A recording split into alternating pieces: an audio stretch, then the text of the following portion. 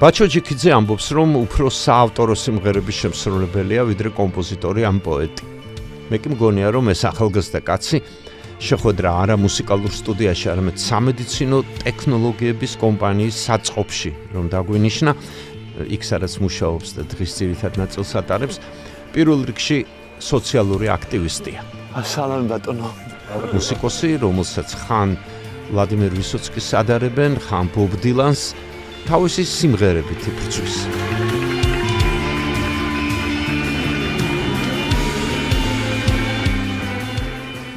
გამოგიტყდებით პირველად, როცა ბაჩოს სიმღერა ოლიგარქზე მოვისმინე, წარმოვიდგინე ცოტა ცინიკოსი შემსრულებელი, რომელმაც ერთ-ერთი ყველაზე მწარე დაუნდობელი სიმღერა დაწერა ხელისუფლების ვერტიკალურ მართვაზე და ძალაუფლების მიმართ მორჩილებაზე. Ელათებს ვიჯარაკე ოლიგარქის ტრაკი ძემთელ ქვეყანას გვიცავს ძემთელ ქვეყანას გვიცავს რა მაგრამ გავიცანი უაღრესად რბილი, ცოტა მორცხვი, რაღაცნაირად თავისთვის ჩაფიქრებული 36 წლის მუსიკოსი, ფილოსოფიის მაგისტრი, რომელმაც მართალია თავისი პროფესია დაივიწყა და საავტორო სიმღერების წერა დაიწყო, მერე ბენდით შექმნა, თორნიკე ჯაფიაშვილთან ერთად ალბომიც ჩაწერა, მაგრამ ფილოსოფოსად დარჩა თავის სიმღერებში, საქმეში, ადამიანებთან ურთიერთობაში. ბატონ პლატონს ჰქონდა თავში ერთი იდეა, რომ ხილული უხილავის მხოლოდ რიდეა, რომ სხამძლერწამს მაგიდას და ბრმანაწლავს და რგოს, ყველაფერს აქვს მისი ნაღდი ფორმა, ეიდოს. და რაც არის თითქოს არც არის, რაც იბადეს. ეს არის სამედიცინო ტექნოლოგიების კომპანია. ხო. და შენ საკეთებ. მე საწყობში მუშაობ. ესე იგი, აქ ალაგია სხვადასხვა ეს ინვენტარები სამედიცინო და საავადმყოფოებს ვამარაგებთ. ალაგროვი პროდუქციას, მაგრამ მძღოლები მოდიან და მიაქვთ. ხო. ანუ ტვირთავად მუშაობ, გამოდის. დაახლოებით თუ არა? და ხო, გვიწევს თვით ხო რა. გიწევს ამის კეთებაც. ოფიციალურად საწყობის სპეციალისტი ესე ვქვია. საწყობის გამგეა. ჩვენ გვაქვს ფურცელი, შეკვეთა და შემდეგ ვაგროვებთ ამაც რა. რაც წერია იმას შეკვეთა, იმაც ჩარობიდან ჩამოიღებთ და მუშებს ყავთ. კი გითხარი, მტვირთავად მუშაობ მეთქე, მაგრამ ხო, თვითონ ვარ. იცი არის ძიმე არაფერი არ არის აქ. ამიტომ როგორ არ არის კაცო? არა, ხო. არა. ისეთი მე თვითონ მიყვარს რომ ცოტა ფიზიკურად ხო, ვარჯიში გამოდის. ხო, ვარჯიში გამოდის, იმიტომ რომ ზოგჯერ დარბაზში დავდივარ ხოლმე და ზოგჯერ როცა არის რომ ჩავაგდებ დღეს, მაინც ისე ვარ რომ არა უშავს ხა აქ შემიძლია მაგალითად რაღაცა გადმოსაღებია. აი ესეთი მანქანა გვაქვს, რომელთაც გადმოგვაქვს რა. ძიმე რაღაცეები. და თუ მე მინდა რომ თან ვივარჯიშო, მაშინ ამას არ ვიყენებ და ანუ ჩემთვის რაღაცები გადმოვა.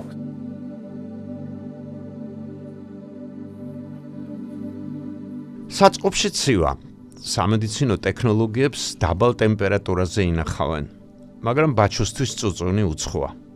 ამბობს, რომ აქ თანამოაზრეები იპოვა, გაკაშდება მათთან ერთად და საღამოს მიუბრუნდება მუსიკას, რომელსაც დღეში 4-5 საათს ანდომებს. თავის ცხელ სიმღერებს, რომლებიც ჩვენს დროს აღწერენ, ხანდახან კი ჩვენს მომავალს. ყველა სიმღერა პატარა ამბავს ეძღვნება. ამბავი სრულდება, მაგრამ მისი პერსონაჟები, პირველ რიგში მთხრობელი, თავად ბაჩო, უმალვე გვიყვარდება. ეს მაღალი, გაკაჟებული კაცი ჩვენს წარმოდგენაში აღიბეჭდება მელანქოლიკად, რომელიც სიმღერაშიც თანამოაზრეს ეძებს. ამბავის არ განუცდია უიღბლო სიყვარული, ვის არ უდარდია შეყვარებულზე, მეგობარზე, რომელსაც კინოში ვერ პატიშებ, რადგან ბილეთის ფული არ ყოფნის, ვის არ უტირია უსამართლობაზე, რომელიც ბაჩო ჯიქიძის სიმღერების მთავარი სახე გახდა. ჩემთვის ურთიერთობა მნიშვნელოვანია. თუმცა როცა რაღაცას ისტორიას ყვები. ხო. იქ ადამიანები ერთმანეთს ელაპარაკებიან. ხო. ყოველთვის ხო. დიალოგია. ხო. და იქ ყველაფერი ცხოვრებიდან აღებული. ხო. ყველა სიმღერაში ერთი ფრაზაა მოიცაღებული, რაც ამიჭერია ვიღაცამ თქვა. და შეიძლება მარი 5 წლის მერე ის გაგახსენდეს. ხო. ეს ფრაზა სხვათა შორის ცოტა ქვია უნდა მეკითხა. ანუ მე როგორც ხვდები შენთვის ძალიან მნიშვნელოვანია სიმღერაში იყოს ის ფრაზა, ხო ამობენ აკოიატებული სიმღერა. შენთვის თუ ვწდები გამისწორე, უფრო მნიშვნელოვანია აკოიატებული მნიშვნელოვანი ფრაზა. ანუ სიმღერა დასრულდება და ადამიანს ის ფრაზა ახსოვს. კი, პრინციპში აი მარტო სიმღერაში არა ისე ალბათ. როცა რამე ისტორიას ყვები. ხო. ან სახალისო, ან სევდიანია, იქ რაღაც ფრაზა უნდა დაამახსოვრდეს, რაღაც უნდა დაამახსოვრდეს. ადამიანს, ხო? მარტო ის რა არა, ზოგჯერ უფრო მეტად მნიშვნელოვანია ეგ ფრაზა, ვიდრე ისტორია. თვითონ ამბავი. კი, შეიძლება ისტორიაც ისეთი არაფერი იყოს. მაგრამ ის ფრაზები იმდენად ავთენტური იყოს და დამამახსოვრებადი, რომ წაიღოს სიმღერა რა, გაამართლოს სიმღერა. რა უცნაურია პრინციპში იცვლება თაობები და გემოვნებაც, იმიტომ რომ მე ჩემ თაობაში ვისოცკის აუტანლობა მქონდა სულ. მე ამას ხსნი, ასე ვთქვათ, პირადი ისტორიით, იმიტომ რომ არტეკი რო იყო, არტეკში ვიყავი და რუსებში მოვხვდი იქა და პირველად იქ მოვისმინე რა ვიღაც ვისოცკია, რომლის ყველა სიმღერის ტექსტი ზეპირადიციან ბავშვებმა ჯერ ამ გამაღიზიანა ამანაც რაღაცნაირად, მაგრამ განსაკუთრებით გამაღიზიანა იმან, რომ როდესაც სიმღერებს მღეროდნენ თუ არ ვიცი ალბათ უნდა დავარქვათ მღეროდნენ, ამის ჩემთვის მაშინ სიმღერა არ იყო, ისინი ლექსებს და აი ამ ფრაზებს ამბობდნენ, რომლებიც დაამახსოვრდათ და აუტანლობა მქონდა ყოველთვის. და უცნაური არის რომ რაც დრო გადის და ეს ახალი თაობა მოდის, ვამჩნევ რომ ეს ჭრელო პეპელა აღარ არის საკმარისი და მართლაც იმახსოვრებენ ტექსტს, იმახსოვრებენ ლექსებს. ხო? და ან თუნდაც ამ აკოიატებულ ფრაზებს. ანუ შენ მე მაინც ვფიქრობ, რომ აი ახალი თაობა ირაკლი ჩარკვიანსაც კი, მიუხედავად იმისა, რომ მასთან ლექსს ძალიან დიდი მნიშვნელობა აქვს, მასთანაც კი მე ვფიქრობ, რომ მაინც მთავარი და ძირითადი მაინც მუსიკა იყო, ვიდრე ამბავი და ტექსტი. როგორ მიხოდი, ძალიან უცნაური არის, ეს პირველი ქართველი არის ამ მით უმეტეს შენი თაობის, რომელმაც ახსენა ვისოცკი და რუსი ბარდები. მით უმეტეს რომ ეხა რუსული სივრცისგან და კულტურისგან სრულიად გამიჯნული თაობა ხარ. ხო? ეჭვი მაქვს მშობლების გავლენა. სიმღერის ტექსტი ავყევით. მან კარგად იცის, რამდენიმე სიმღერა ინგლისურ, ქართულენოვანი და ხიურსასდოთ უნდა იყოს, სულ ორადორი ფენობანი. მასაც უნდა ლენონოვან, ვისაც ყოფან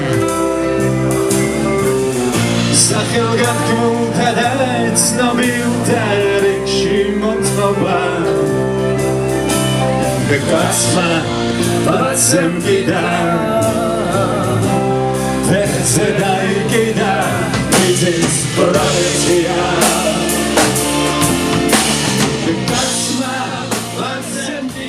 არ დამეწყია ვისოცკის ზიარება ხელოვნებასთან. და არც სხვა საბჭოთან, საბჭოთა არტისტით. უსმენდი ბრიტანელებს ძირითადად, ბიჩლზი, ბობ დილანი. და ორი მომენტი იყო, ერთი მომენტი. ინგლისური იცოდი?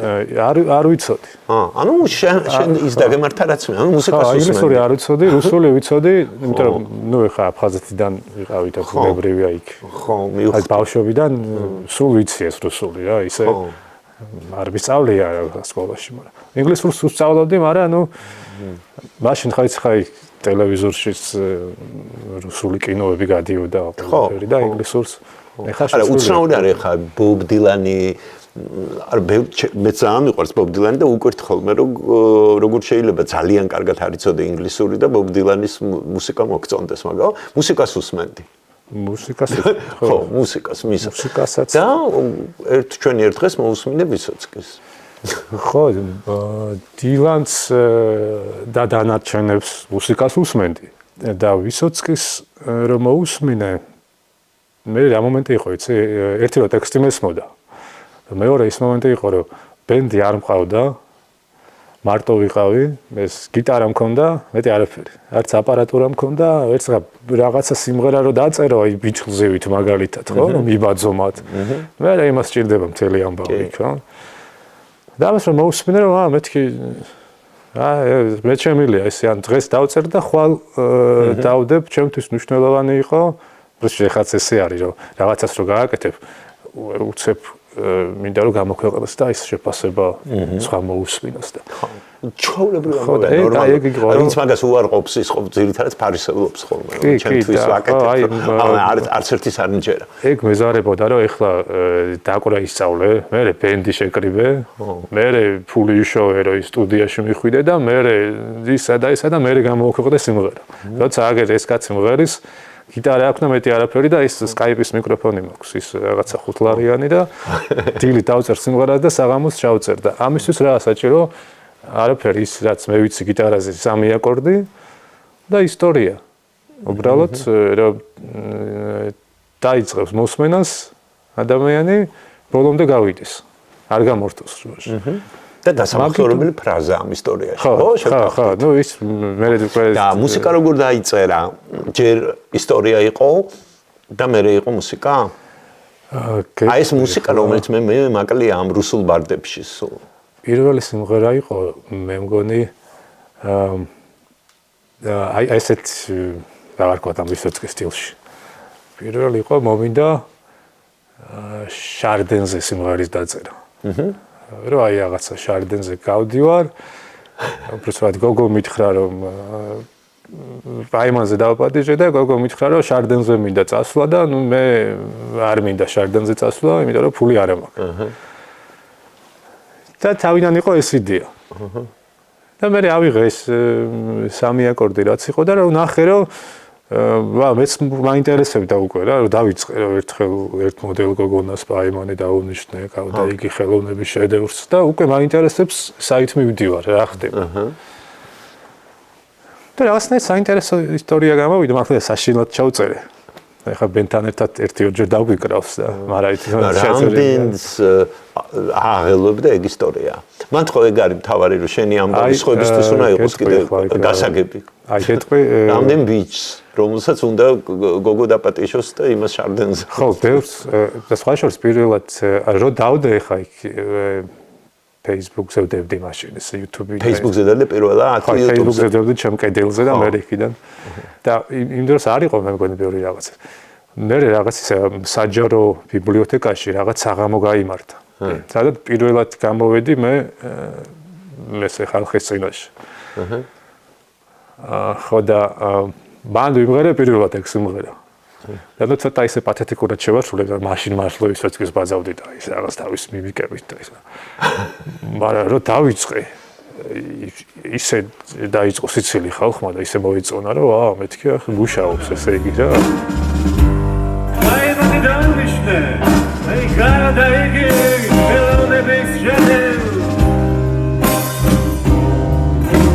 ვიღაც ხაიში შემოგარგოიშე თუ სამბინდარო პაიმანი შედევ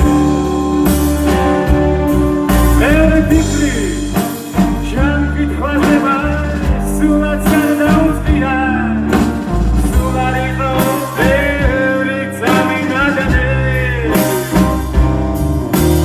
რაჩანკი თვალს დარწმუნებე ძმან პასუხადოდი წარმოგიდგენია შენ თავი გიფიქრია იმაზე რომ ეს ტექნოლოგიები რო არ იყოს თანამედროვე სოციალური ქსელები, YouTube და ასე შემდეგ როგორ აი ვისოცკი ტყულა არ ვახსენეთ ხო როგორ გააცნობდი შენ თავს მსმენელს როცა მე დავიწყე ამის კეთება მაშინ წამოვიდა ეს ინტერნეტიდან აი YouTube-ი 2005 შეიქმნა მაგრამ ხო რო დაემთხვა ამას ხო აი ზუსტად დაემთხვა და შეიძლება ეგეც იყო პრინციპში ინსპირაცია ხო იმიტომ რომ იქამდე რაღაცა რომ მოესმინეთ ჩვენი მუსიკისთვის უნდა წაგეღო ან რადიოში ან კლიპი უნდა გადაგეღო ეხლა ის კასეტას ჩაგეწერა და ის რო გადასული იყო ხო და რადიოში რო წაიღო რაღაცა სტანდარტი უნდა იყოს ხარისხი უნდა იყოს და ან რაღაცა დეგენერატორებს არ უნდა იძახდე რაღაც სიტყვებს რომელიც მომჩვევია ხო და ჩემთვის იყო ზედ გამოჭრილი ზუსტად დაემთხვა ეს რომ დავიწყე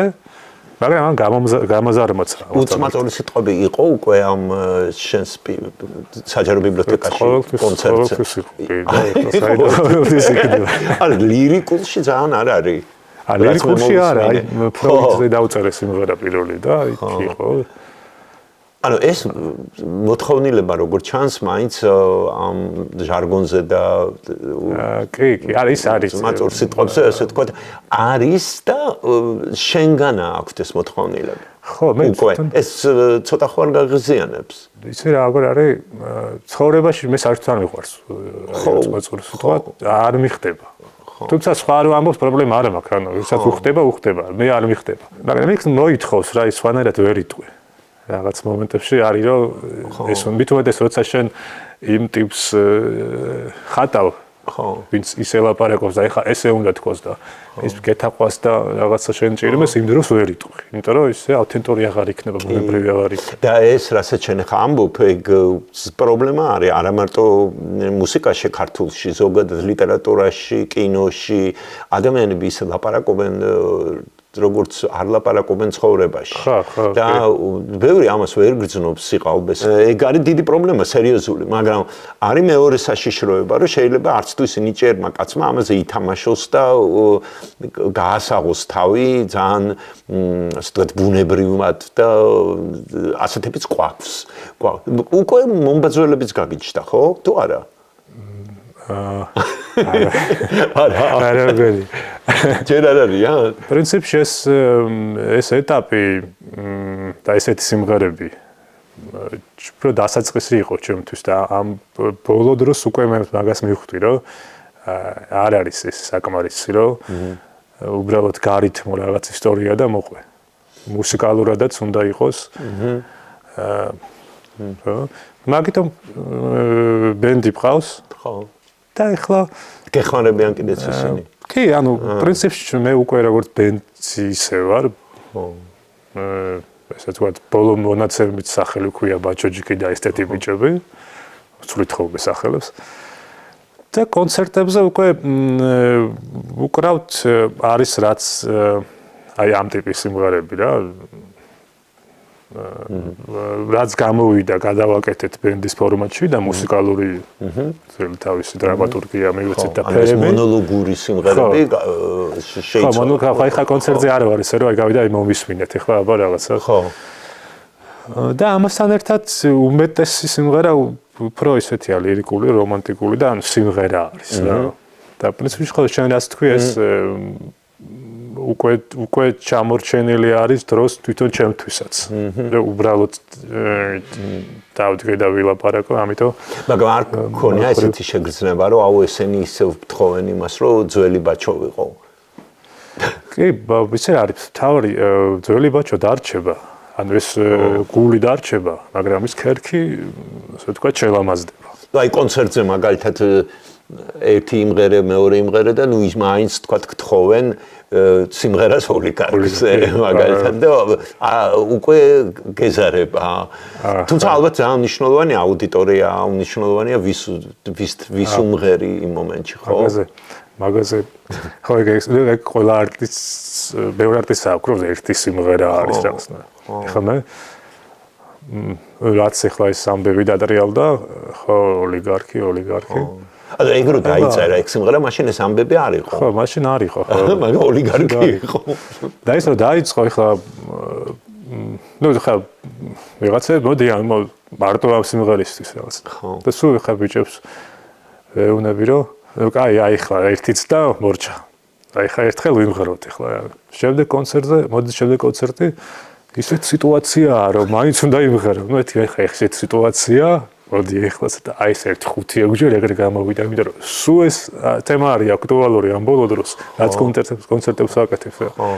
რა და არ გამ, მაგრამ 1-2 ხო გეკო გამოვტოვეთ რაღაც. ან შენ მაშინ რაღაცნაირად იწინასწარმეტყველა, ეხლა სატირული ჟანრი, არც თუ ვწდები გამისწორე პრინციპში უცხო შენთვის არ არის, მაგრამ რაღაცნაირად რომელ წელს დაიწერა ეს სიმღერა? და რატომ თუ მოყვები? როდის რამ გადაწყვეტა? ხო, ამ ამბებზე არ იყო. არც იმ აგენტების ამბებზე იყო. 2000 23 წლის წინ იყო. ხო. აი როგორ იყო იცი აი ბზარი ჩლებოდა, მაგრამ ეს ნაპრალი არ იყო ჯერ, ასოცირების რაღაც ამბები იყო და open air იყო 2 დღეში ფესტივალი. იქ უკრავდი. და რაღაცა ისე ახალი სიმღერის დაწერა მინდოდა რაღაც ისეთ ცხელ თემაზე რა. და მაგ ფესტივალისთვის ან მაგ გამოსვლისთვის დაიწერა სპეციალურად. ხო და ნუ მე იქ გამოვედი დაუკარი მართლაც ბენძმაც არ იცოდა ეს სიმღერა იქვე ამყვა. ანუ წინა დღეს დაწერილი სიმღერა იყო და რას იხალისა ყველამ.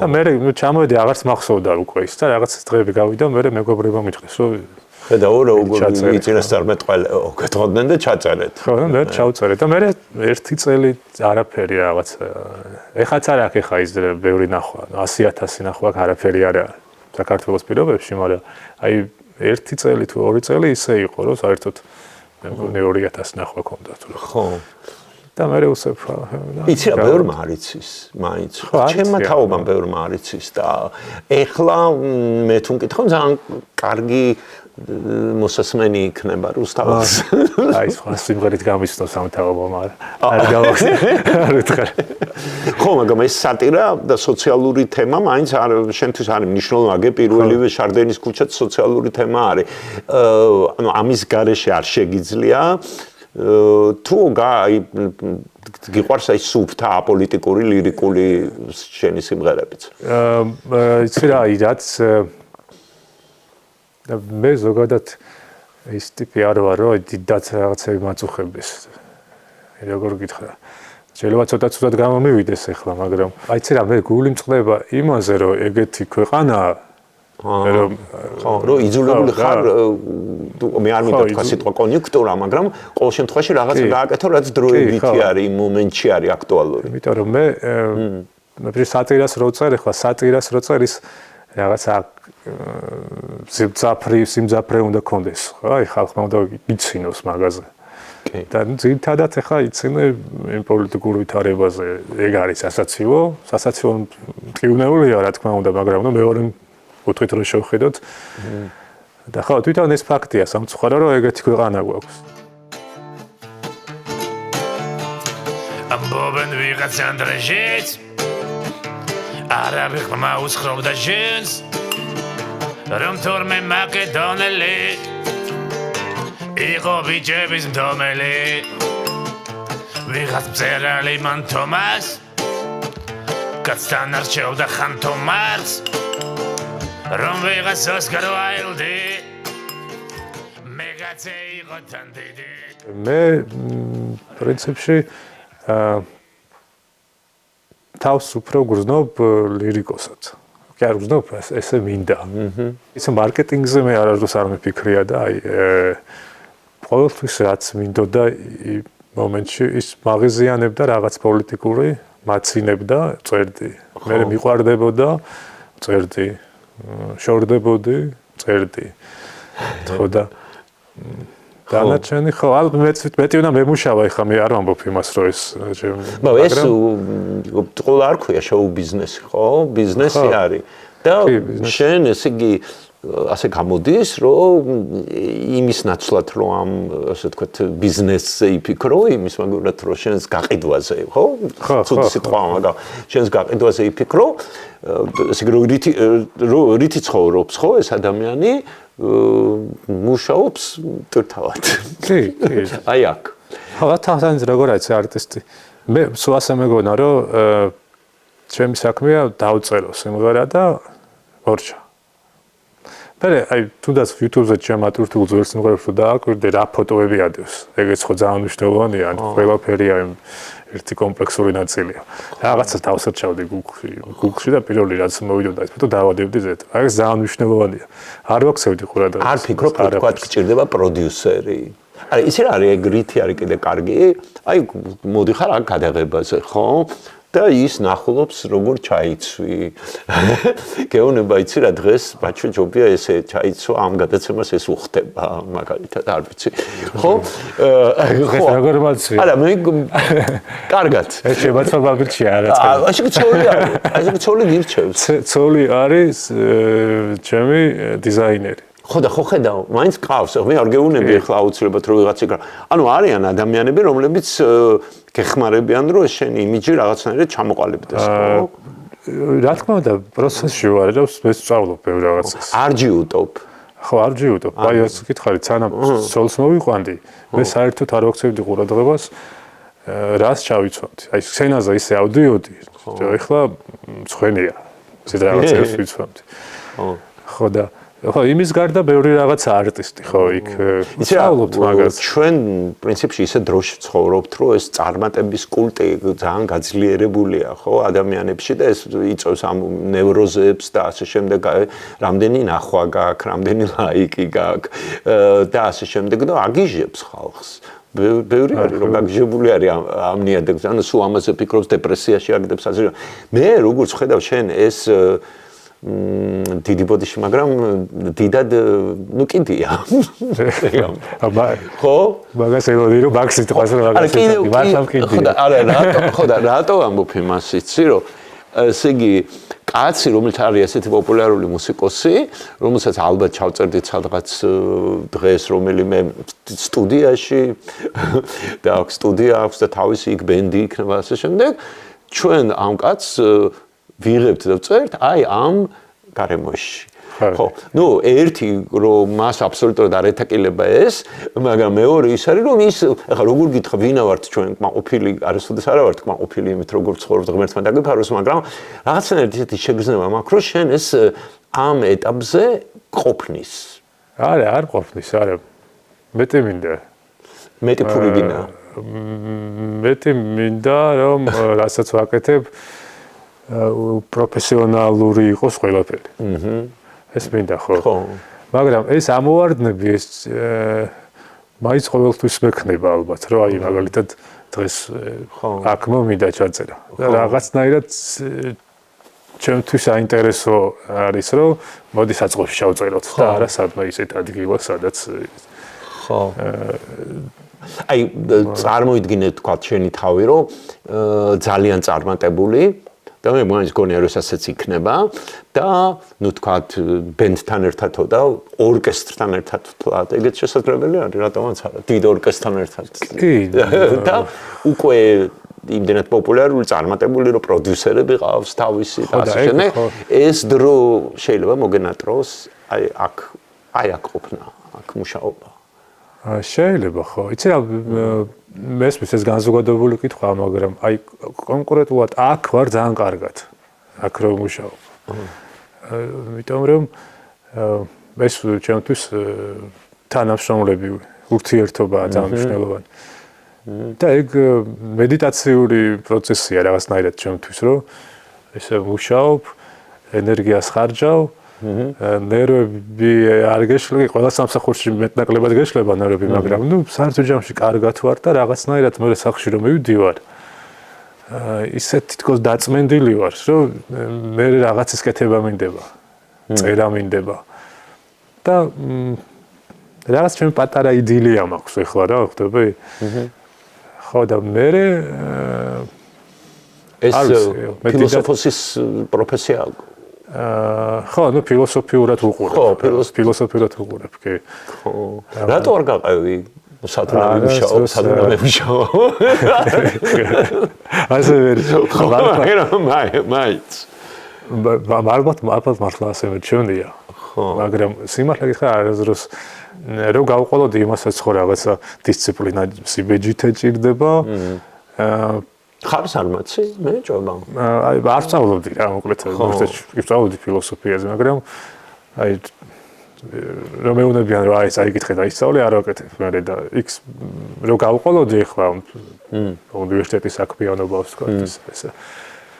რამე გასწავლა თვითონ აი იმ პერიოდმა? არაფერი. შენ საქმეში, მუსიკაში? არაფერი, მე ვუყავთ ლექტორები გავიცანი, უსაყვარლესი ხალხი, ჯგუფელები გავიცანი და ისე ახლა რასაც ვკითხულობდი, მთელი ცხოვრება ისედაც იმას ვკითხულობდი მე. გამოგადგა? ფილოსოფიური, როგორც ყველაფერი გადგება, რასაც ვკითხულობ. ხო. რაც არის გემოვნებით დაწერილი და კარგად დაწერილი. ყველაფერი გადგება, რა თქმა უნდა. მაგრამ თვითონ უნივერსიტეტში ნასწავლია, აი როგორც კი არ მისწავლია, როგორც კი უნივერსიტეტში ესე არ ვიყავი ბეჯითი ადამიანი რა. იქაც ვფიქრობდი იმაზე, რომ აი რაღაცა ფრაზა დამეჭირა და იმაზე მე სიმღერა დავეწერე. ბაჩომ სახშიც დაგვატიჟა. დედაჩემი და ჩემი მეუღლე უნდა გაგაცნოთო. გზაში აფხაზეთი გავიხსენეთ. 5 წლის იყო იქიდან რომ წამოვიდა დევნილებისთვის განკუთვნილი გემით. ცხადია დაბრუნების იმედზე ვისაუბრეთ. უბრალოდ გადასვლა და იქაურობის მონახულება არ მინდაო. მაშინ წავალ როცა მეცოდინება რომ ჩემს სახლს უბრუნდებიო. სწორედ ეს სევდიანი ოპტიმიზმი უყვართ ბაჩოს ფანებს მის სიმღერებში. ესე იგი ეს არის მშობლების სახლი. ხა. ანუ აგაიზარდე. ხო, ეს არის სადაც გავიზარდე 4 წლიდან, უბრალოდ 4 წლიდან არა, მეორე კლასში 6 წელს ვიყავი. ანუ როცა სოხუმიდან ჩამოხვედეთ. ხო, 94-დან. ხო, იყიდეთ აქ ბინამაში, ხო? კი. თუ როგორ დევნილი სტატუსი გქონდათ? კი, მაგრამ ისა ჩვენ ესეშის სხვა დევნილებთან შედარებით გავგვემართლა, იმიტომ რომ ესე იგი გქონდა იმის საშუალება, რომ მე ცოტა თანხა დააგროვეს და აქ ვიყიდეთ ვინ. ხო. და ამიტომ ისე დევნილების დასახლებაში ასე არ გიცხოვრია, უბრალოდ როცა წამოვედით სოხუმიდან, ვცხოვრობდით იმაში ქობულეთში. სადღაც დაახლოებით 1 წელი. და მე წამოვედით უკვე აქეთ. მისვენი სახლი არსებობს თქვენი იქა? იქ სოხუმში? ხო. იცით? კი, ანუ ორი ეს დედაჩემის სახლი იავართქმილია. დაიცა რაკეტა და აღარ არის. იმ ადგილას ხა არ ვიცი რა, მაგრამ მაი მამაჩემის სახლი სადაც იყო. იქ ნათესავი გვაქვს სოხუმში და გამოგვიგზავნა. ხო. ვიდეო და ისა სასტუმრო არის რა გიგო. ანუ ნათესავები დაგრჩათ იქ.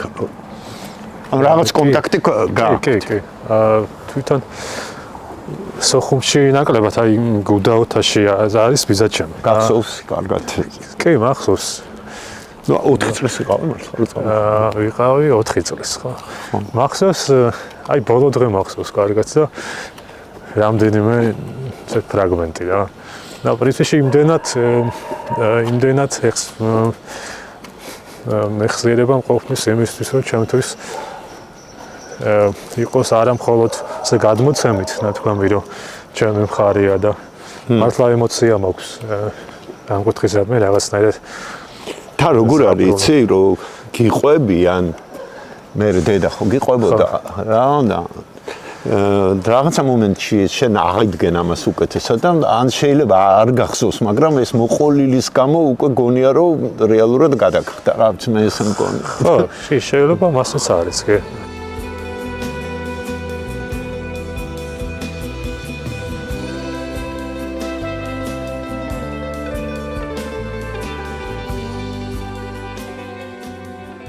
ეს იყო ბოლო დღე უბრალოდ პირველი დღე, როცა დაიწყო ეს უბედურება. და ჩვენ გემით წამოვედით სოხუმიდან. და აი მაგას მეუბნებოდი, მეკითხებოდი რა გახსოვსო და ეს ბოლო დღე მახსოვს. ძალიან კარგად. გემით გაინტერესებდა. ხო, გემით მოვდიოდით ეს ისროდნენ, გაისროდნენ. ხო. ფეთქდებოდა, სადღაც შორით ვარდებოდა. თან ეს დელფინები მოგვაცილებდნენ. და პრინციპში მე იცი რა ბავშვი ვიყავი და მე შიშის გნობა არ მქონდია. ხო, მაგიტომ გეუბნები მაგ დროს ბავშვი აინტერესებს კიდეც. ხო, აინტერესებს. მე როგორც კინოს ისე უყურებ. ხო, რა თქმა უნდა. მე ხა წარმომიდგენია რას გნობდა მაშინ დედაჩემი, რას გნობდა მამაჩემი. ბავშვის აღქმა სხვანაირი არის მაგ დროს, რომ რა ხდება. პირველად თან წარმოვიდგინე, პირველად ხდება, როცა ჩემი ცნობიერება გამოფხიზდა. ხო. პრინციპში მაგიდან იწყება ჩემი სამყაროს აღქმა და ჩემი თავის აღქმა. პირველი როცა დელფინები საერთოდ მაგის შემდეგ დელფინებთან განსაკუთრებული ურთიერთობა ხო, ისე არ შევხვედრილი ვარ იმის მე, მაგრამ რაღაცნაირად ზღვის მიმართ როგორი დამოკიდებულება გაქვს? ზღვაზე გაზრდილი ხარ? სხვათა შორის სხვათა მე როდესაც არ მინდა ძალიან დრამატიზირება, მაგრამ რაღაც მკითხე, როცა გავიგე რომ მამა ჩემი დაიღუპა, ბათუმში ვიყავი გემზე. ეს რაღაც წრედავატი ხო და ზუსტად მაგ მომენტში მამა ჩემი დაიღუპა ავტოგრაფში იყო ეს 20-ში იყო კორონას პერიოდი იყო აი 20-ში იყო ხო და მაგას ვამბობდი რომ გადმოვედით ბათუმში ჩამოვედით ჯერ სოხუმიდან მე დაგვაბინავეს და იქვე ბობოყვათ იყო საპანსიონატი და იქ ცხოვრობდით 1 წელი და მამა ჩემმა ის არ იცოდა რომ ჩვენ რა ბედი გვეწია რომ იმ დღეს ორი გემი გამოვიდა სოხუმიდან და როცა მამა ჩემ მივიდა გასარკვევად რომ რა მოხდა ცოცხლები არიან ჩავიდნენ არ ჩავიდნენ და იმ დღეს ორი გემი გამოვიდა ერთი ჩაიძირა მამა ჩემს უთხრეს რომ არ ნერვიულობა ცო შენ ცოლ-შვილი ცოცხალია მის მეორე გემი ტელეფონთან კავშირი ბუნებრივი არ არსებობდა. ხო, არ არსებობდა ახლა შეიძლება ისე. რატო დარჩა თვითონ? ადგილი აღარ იყო უკვე ამ გემზე თუ გადაწყვეტა რომ მოეგვარებინა ყველაფერი და ისე წამოსულიყო. ანუ რამდენ ხანში ჩამოვიდა? მე არ უნდა წამოსვლა და არ უნდა. ხო, გარკვევა უნდა და რა ხდება და დროს. ხო, ბევრი არისო, ეგრე ბევრი იყო. ხო, იმიტომ რომ არ ვიცი, შეიძლება, მაგრამ ბევრს არ ჯეროდა იცი მაშინ, რომ აი რაღაცა. ან ბევრს ჯეროდა, რომ ძალიან მალე დაბრუნდებოდა. კი, პირველად ადრეც ხო იყო იქამდე რამდენიმე თვით ადრე ჩვენ გაწამოვედით სოხუმიდან. მაშინ სამაგრელოში ნათესავებთან ცხოვრობდით და მე რამდენიმე დღეში დავბრუნდით ისე. და ეს ამბავია უკვე თორე მეორედ იწყება კონფლიქტი. ხო. ბევრს. ვისმენი გძნობდი თავს დევნილად აქა, რომ ჩამოხვედი თბილისში. ну პატარა კი იყავი, მაგრამ იმდენი რამე გახსოვს რომ არა მე ძალიან კარგად ვიყავი ჩვეულებრივად ანუ ადვილად მოერგე ამ სიტუაციას უკვე ახალს ხო? ხო სიმართლე გითხრა ხა მე არც არავინ მაგზნობინებდა ამას ახლა არც სკოლაში არც უბანში ჩვეულებრივად ამ ქვეყნის შულები ვართ. მაგრამ მე მთელი ამ ხნის განმავლობაში, ну როგორც ხდება ხოლმე, ასე მამა, დედა სულ გიყვებოდნენ ამ სოხუმის შესახებ ალბათ აფხაზეთის. ну, კი, რა თქმა უნდა. ხო, იცი რა, თან ახლა ისეთ მხარეში ცხოვრობდნენ, რომ განსაკუთრებით ეს ნოსტალგია აქვთ ამ შობლებს. განსაკუთრებით. ხო, მუდმივად აქვთ ეს ნოსტალგია. ну, ახლა ნებისმიერ შენ კერას რო კარგავსეთაც გაიზარდე, არ აქვს მნიშვნელობა უდაბნოში ცხოვრობ თუ სამოთხეში, მაგრამ ის ხო განსაკუთრებით სამოთხე იყო. და ცოტ იმ ჩემი ფრაგმენტული მეხსიერებით და ასევე მონაყოლით ჩემთვის ეგ ხშირად მithქვამს, რომ ის ხარე არის რაღაცა ზღაპრული და ესეთი ჩადოსნური და სიზმრისეული. რომელიც რეალურ ცხოვრებაში შეიძლება ისეთი არ იყოს. მამაზე მინდა გკითხო, ну, მოესწრო შენს თქვა მუსიკალურ ცხოვრებასაც, ხო? კი. ხო. და ვიცი რომ თვითონ მყარდა ძალიან მუსიკა, ხო? კი. და მოწონდა რასაც აკეთებდი? მამა ჩემს უმეუბნებოდა შენ რაც გინდა ის გააკეთე, შენ რაც გიყვარს ეს გააკეთე. და მე ყველაფერში გვერდით აგიდგებ. მე დარწმუნებული ვარ, რომ რაც არ უნდა გამეკეთებინა, რომ მამაჩემი ნახავდა რომ ეს მართლა მიყვარს და ამისთვის ყველაფერს ვაკეთებ. იმით იქნებოდა ბედნიერი. მაგრამ მუსიკა რო შევიყვარე, ალბათ მაინც განსაკუთრებულად შინაგანად ვიცი რომ მაგით უხაროდა, ხო, უხაროდა. ამიტომ რომ თვითონაც ახლა ახალგაზრდობაში ეს ბიტს უსმენდა და Led Zeppelin-ს უსმენდა და მისიც მაკაცებიც. მაგრამ მარტო მამაჩემის ბავშვობის მაკაცები ვიცი რომ დღემდე ეს ევასებათ რა, რომ მე ესეთი მუსიკოსი ვარ და როკერი ვარ.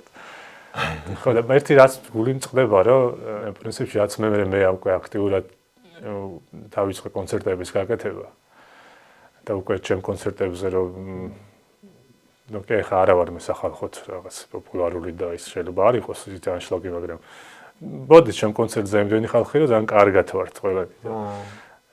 ეს გული მწყდება რომ მამაჩემი ეს არ უნახავს, რომ მამაჩემი არ მოსულა ჩემ კონცერტზე. აი ჩემ კონცერტზე რო ყოფილიყო. მაგრამ რაღაც მუსიკასთან დაკავშირებით, ტექსტებთან დაკავშირებით შენიშვნებს გაძლევ და სხვათა შორის ერთი-ორჯერ უთქვამს და ზუსტად უთქვამს. მამაჩემ შეიძლება არ მეუნებოდა როგორი უნდა ყოფილიყო. რომ აი ეს თქვი, მაგრამ ზუსტად ხდებოდა იმას, რომ აი ეს აქ არ უნდა იყოს.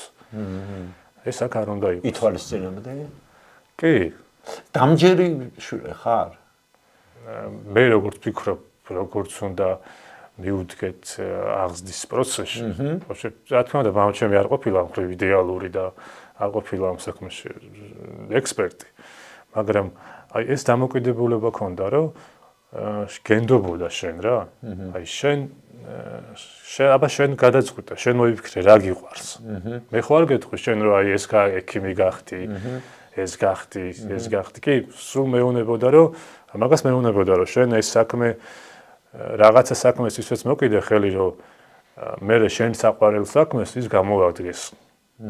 კი, მაგრამ აი ეს თავისუფალი დამოკიდებულება ქონდა. ამიტომ მე არ მიწევდა მასთან ამ საკითხში კონფლიქტში შესვლა და ეს დამჯერობა და უჯერებლობის ურჩობის მომენტი არ იყო. თავისუფლად ვიყავ, ეს პრობლემა არ იყო. ეხლაც დედასთანაც ეგრე გაქვს.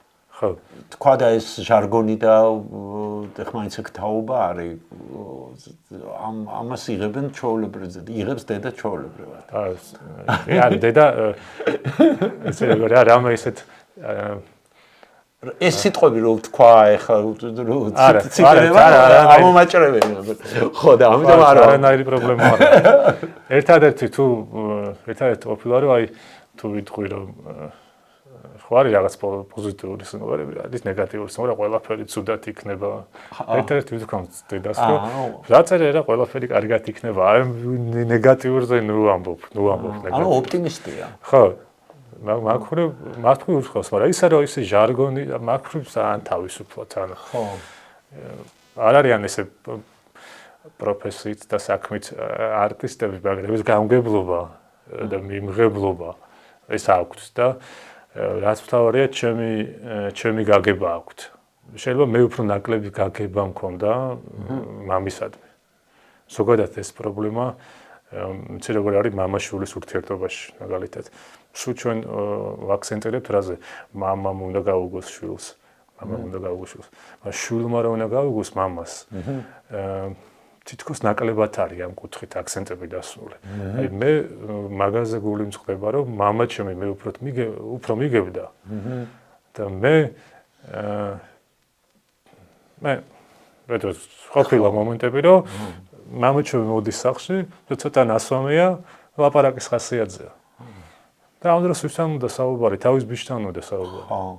და ყოფილა რომ აი რა მამა რა ეხლა ანუ ნანოფ ეხლა. ხო, აი ხავ ნანოფ მაგას, ხო. და ზოგადადაც არის ეგ ხა მამა-შვილის ურთიერთობაში რომ შვილი უფრო არ უსმენს მამას რომ ეს ხო, რა თქმა უნდა. ხო, მაგრამ როცა მოდის სახლში შრომობს, არ ვიცი, მოდის და შენთან საუბარი უნდა. და ნუ შენ ამ დროს აი რა და ესე დაღლილი ხარ ვითომ და ხო.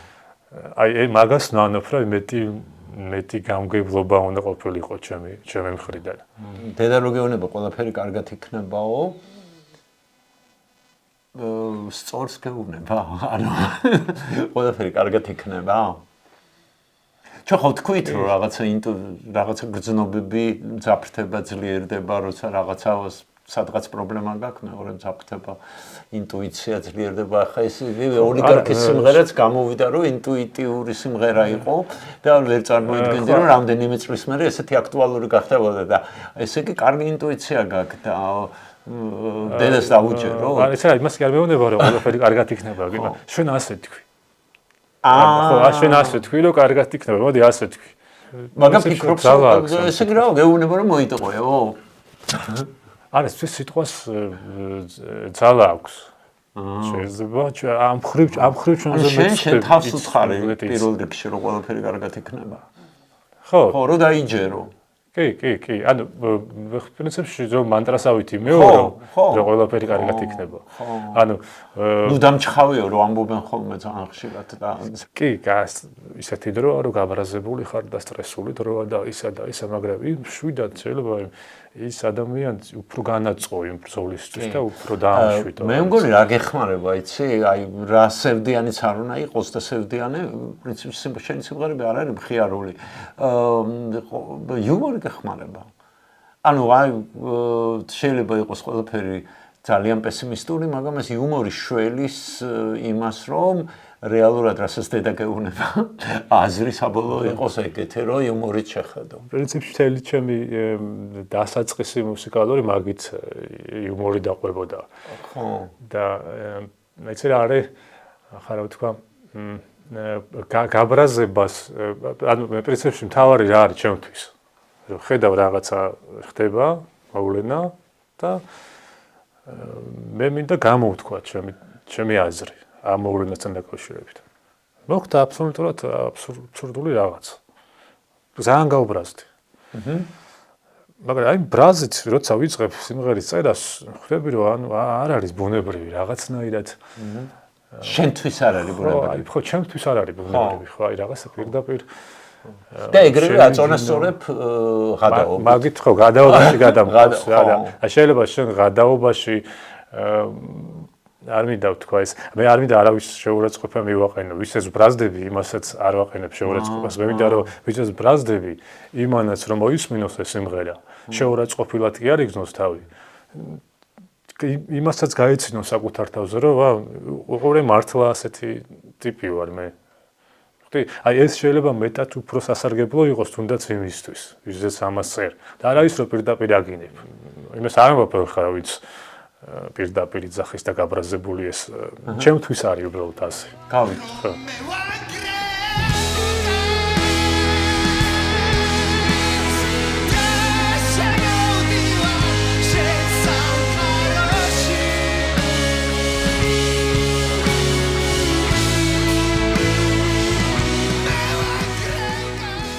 თავიდან გითხარით რომ მხოლოდ სატირა არაა ბაჩოს სტიქია. ლირიკული სიმღერებიც ბევრი აქვს. უბრალოდ ორი ადამიანის სიყვარულზე ერთმანეთის მიღებაზე. მე ვანგრევ კარს, ეუბნება ბაჩო თავის შეყვარებულს. შენ სამყაროში შემოვდივარ, შენ სივრცეში ვიჭრებიო. მაგრამ აქვე აყოლებს სულ რამდენიმე დღეს დაიტევს ალბათ ჩვენი ერთად ყოფნაო. როგორ უყურებ მომავალს? გჯერა რომ გავიმარჯვებთ. ის კითხვებია, რომლებსაც საქართველოში თვეებია უკვე ერთმანეთს უსვამენ ადამიანები. ბაჩო ზუსტად ეგ აღარ ვკითხე. პასუხი მის სიმღერებშია.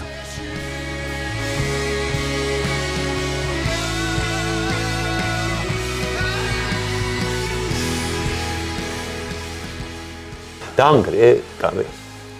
ან აპირებ რომ დაანგრეო, კარი. ჯერ არ გამიგრევია. მე ვგოდი. მე და არის და კონკრეტულად არ თქვა ჩემ შემოქმედებაში. ჯერ არ გამიგრევია. მაგრამ არის და სამგრევი. კი, პრინციპში როგორ არის? ყველა ახალი სიმღერა ეს არის თავიდან კარგი და იმისა რომ დაანგრეო კარი. ხო, ცდა, იმიტომ გასაღები შენ არ გაქვს. ხო, გასაღები არ აქვს. არც ერთი კარის. შენ ზოგჯერ თავით გიწევს განგრევა ამის რთული პროცესი. ხო. ხო და ალბათ შეიძლება არსებობდეს რაღაცა ერთი კარი, რასაც იმას რო გაანგრევ, შეიძლება ბევრ რაღაცას აკრებ იმ ოთახში. მაგრამ მე უნდა გამოხვიდე და სხვა აკეთო. აი უკვე განგრეულია, მაგრამ სხვა კარში შედი. სხვა იმ კარში ვეღარ შევა, იმიტომ რომ აკრეფილი. საუკეთესო სიმღერებით. მადლობა! ბიჭებს აპლოდისმენტები. მადლობა.